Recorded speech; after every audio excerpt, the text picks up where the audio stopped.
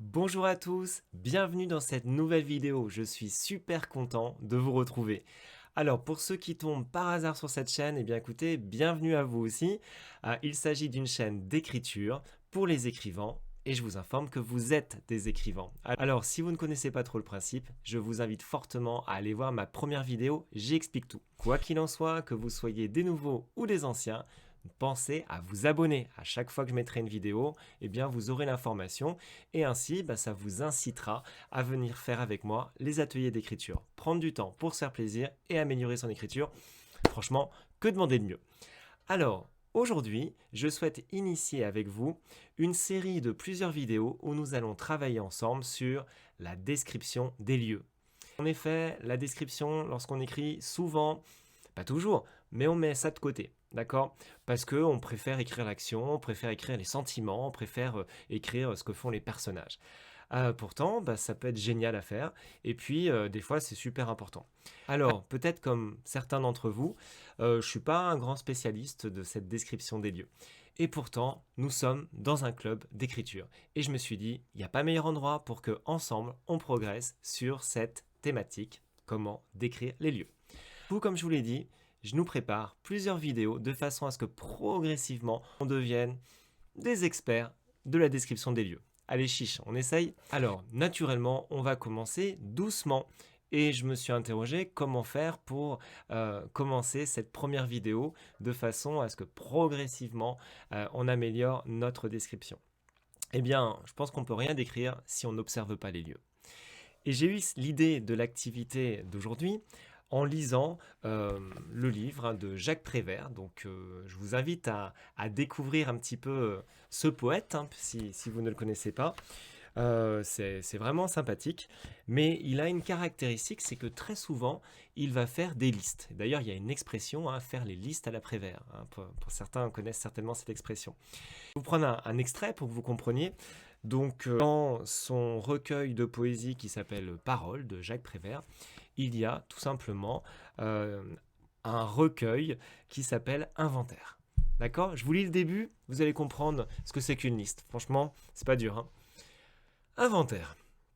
Une pierre, deux maisons, trois ruines, quatre fossoyeurs, un jardin, des fleurs, un raton laveur, une douzaine d'huîtres, un citron, un pain, un rayon de soleil, une lame de fond, six musiciens, une porte avec son paillasson, un monsieur décoré de la Légion d'honneur, un autre raton laveur, etc., etc. Que fait Jacques Prévert? Eh bien, il décrit tout simplement ce qu'il voit, sans s'encombrer, ou ce qu'il imagine, sans s'encombrer de phrases. Et c'est exactement ce que nous allons faire aujourd'hui. On va commencer très très simple. Pour pouvoir décrire un lieu, faut d'abord l'avoir correctement vu. Alors on peut aussi après correctement l'imaginer, mais on va commencer par travailler sur du concret. Pour ce faire, eh bien, je vous invite à rejoindre un environnement qui vous semble intéressant à décrire. Et puis ensemble, nous allons réaliser une liste à l'après-vert de cet environnement. D'accord? Alors moi, vous voyez, j'ai pour habitude de travailler avec vous sur un fond qui est plutôt sombre. Donc ce que je vais faire, je vais me télétransporter et puis on va se retrouver dans mon environnement de travail, ce que je vais décrire. Mais vous pouvez choisir ce que vous voulez comme environnement. Ça peut être votre bureau, ça peut être votre cuisine, votre salon ou vraiment n'importe où, l'arrêt de bus où vous êtes, ce que vous voulez, le métro dans lequel vous écoutez peut-être cette vidéo, n'importe quoi fera l'affaire. Évitez peut-être un environnement trop encombré, puisque je ne vais pas mettre une très grande durée de temps. Nous allons faire cet exercice pendant 15 minutes. Voilà, alors écoutez, ça va vous rappeler quelque chose. Je vais me télétransporter. Attention, 1, 2, 3. Ça y est, je suis arrivé dans le lieu que je souhaite étudier avec vous. Il s'agit de mon petit jardin. Donc voilà, je vous le montre. Je vais regarder par là-bas en fait, lorsque je vais prendre des notes. Donc je vais tout simplement aller chercher une chaise longue, m'installer et après je lance le chrono. J'espère que vous êtes prêtes, que vous êtes dans votre endroit. C'est parti.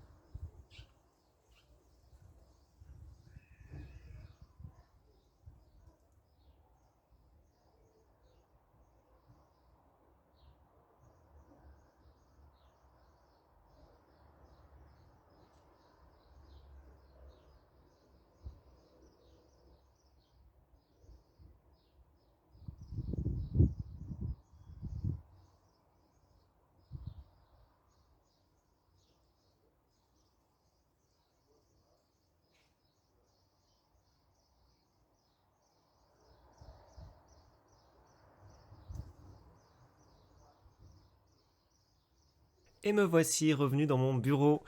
Voilà, l'exercice est fini, vous avez réalisé votre liste. Félicitations. Alors, comme d'habitude, je vais vous présenter ce que moi j'ai fait. Et puis, vous allez voir, on va aller un peu plus loin que la simple rédaction de cette liste, puisque j'avais quelques idées en tête en vous proposant cet exercice. Alors, pour commencer, je vous montre ce que moi j'ai fait depuis mon jardin.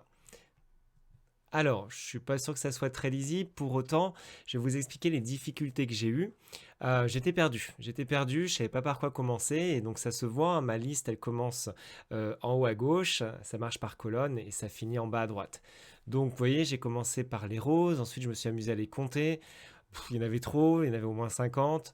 Je me dis, mais oui, mais il y a des roses, mais il y a aussi des rosiers. Puis ensuite, mais en fait, je suis dans un jardin, ce serait peut-être bien que je l'écrive. Il y a des fleurs, mais je suis devant ma maison. Du coup, j'ai regardé mes fenêtres. Il y a trois grandes, quatre petites. Il y avait de l'herbe, des pâquerettes. J'ai vu qu'il y avait des feuilles qui étaient tombées au sol.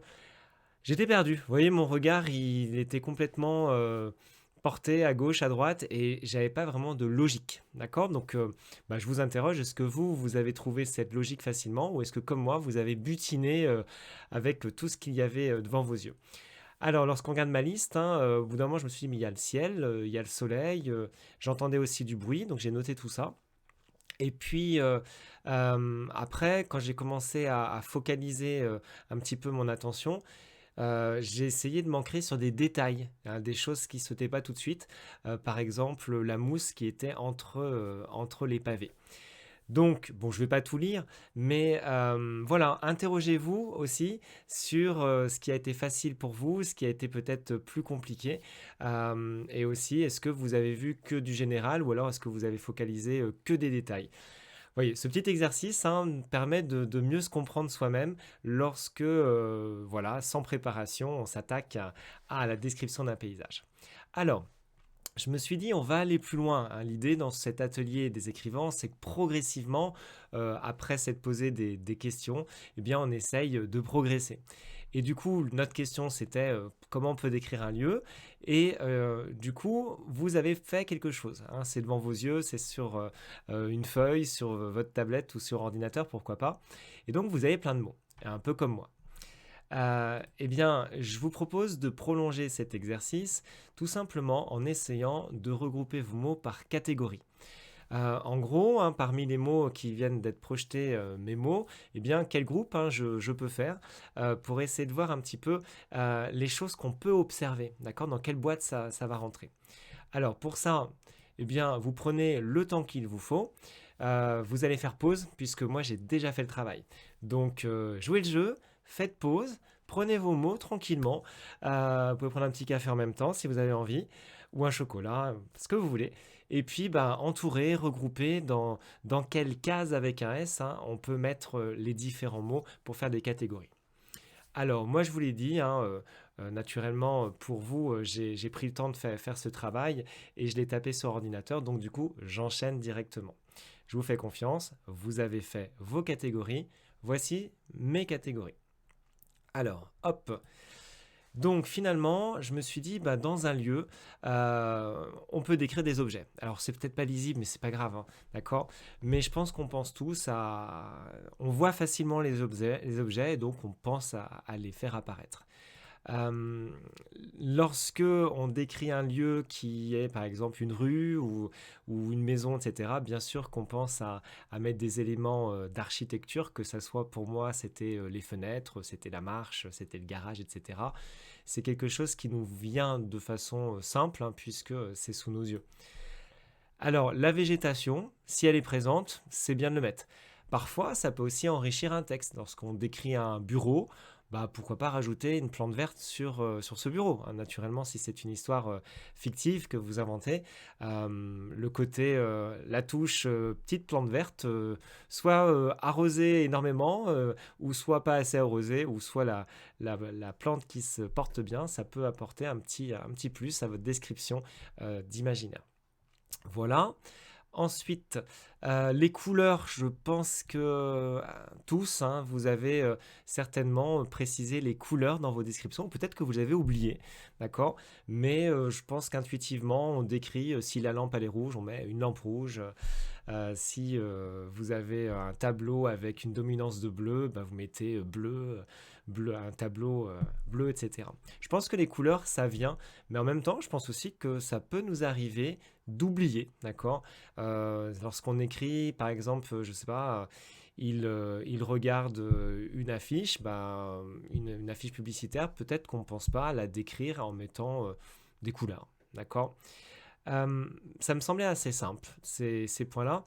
Et par contre, ah oui, pardon, il y a le ciel aussi. Il y a tout ce qui est autour de nous et qu'on peut préciser. C'est-à-dire qu'un lieu, c'est pas juste des objets, c'est aussi l'extérieur. Alors lorsque on est dans mon jardin, bah, effectivement, tout de suite on voit le ciel, on voit éventuellement les nuages s'il y en a, le soleil, le vent, on le sent sur sa peau.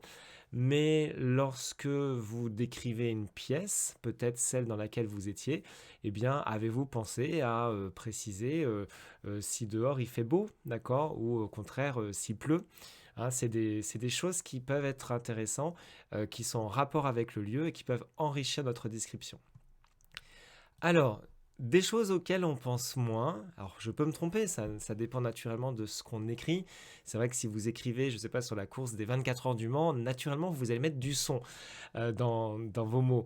Mais par contre, est-ce que spontanément, si je n'avais pas fait l'exercice et que je l'avais, ou plutôt dehors, mais que je l'avais fait sur mon bureau, est-ce que j'aurais pensé à mettre des bruits d'oiseaux, des bruits de voitures, mes voisins qui discutaient, un train qui passait au loin? Je ne suis pas sûr, d'accord? Donc ce sens-là, c'est quelque chose qui est intéressant de travailler pour ancrer notre lieu dans le réel. Lorsque le lecteur va lire notre lieu avec nos mots, eh bien le son, hein, les sons vont le rendre réel, ce lieu, de façon plus facile.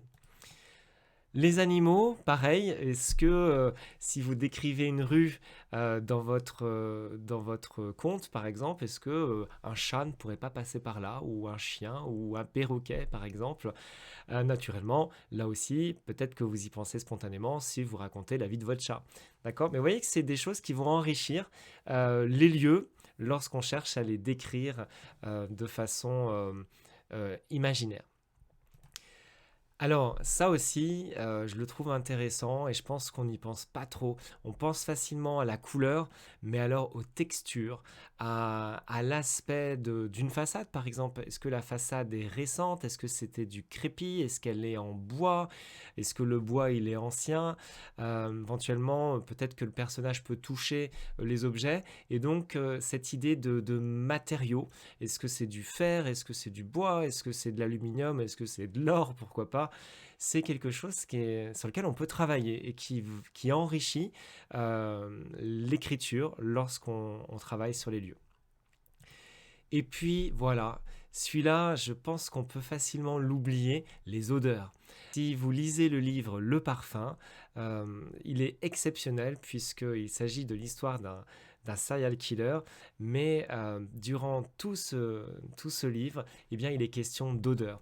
Et c'est pas forcément des bonnes odeurs, de mémoire, ça fait longtemps que je l'ai lu, hein, mais ça commence, je crois, dans des rues immondes, avec des odeurs qui sont immondes.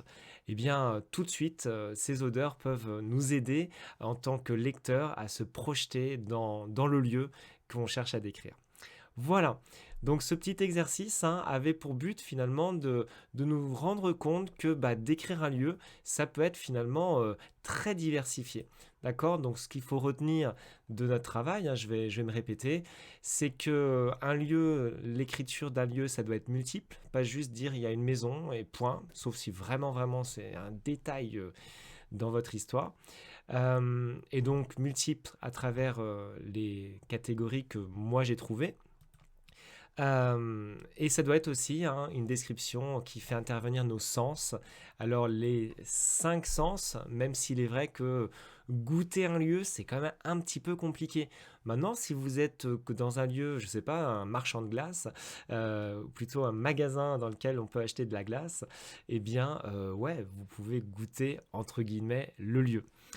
Euh, Là aussi, dans mon travail que je viens de faire avec vous, je me suis rendu compte que les détails, vont aussi, enrichir le lieu. Ça permet vraiment de l'ancrer dans le réel. Alors j'ai pris au hasard, le moment dans ma liste où j'ai écrit qu'il y avait sur le bord de ma fenêtre un pot de fleurs, qui était vide, il était en fer forgé et il était en forme de chien. Voilà, je pense que ça met quelque chose dans le lieu, ça le rend plus concret, et c'est le rôle des détails. Alors, comme vous, hein, comme j'imagine la plupart d'entre vous, c'est la première fois que je faisais cet exercice et j'ai proposé ces catégories, hein, qui sont, hein, intéressantes pour travailler les lieux. Ça me donne des idées, beaucoup d'idées pour la suite, avec vous dans le cadre de cette chaîne, le Club des écrivains. On va essayer de travailler tout ça. Il va nous falloir du temps, en même temps on n'est pas pressé, d'accord? Mais voilà, quand je vois le mot couleur, le mot son, le mot végétation, je ne sais quoi, on a vraiment matière à s'amuser dans les prochaines vidéos. Alors, cette vidéo justement, elle est finie, mais par contre, en commentaire, j'insiste, mettez-moi s'il vous plaît les catégories que vous avez, vous, obtenues grâce à votre liste. D'accord? Ça m'intéresse beaucoup de voir un petit peu, puisqu'il est très probable que j'ai oublié certainement des catégories qui pourraient être vraiment sympas. Il y en a une à laquelle j'ai pensé après, c'était la taille, d'accord? Pensez à mettre différentes tailles. Voilà, donc j'espère que ça vous a plu, hein, j'espère que vous avez pris plaisir et je vous dis à très bientôt dans la prochaine vidéo et je répète, mettez-moi des commentaires, mettez-moi des petits pouces, c'est toujours sympathique et ça m'encourage pour la suite. Au revoir.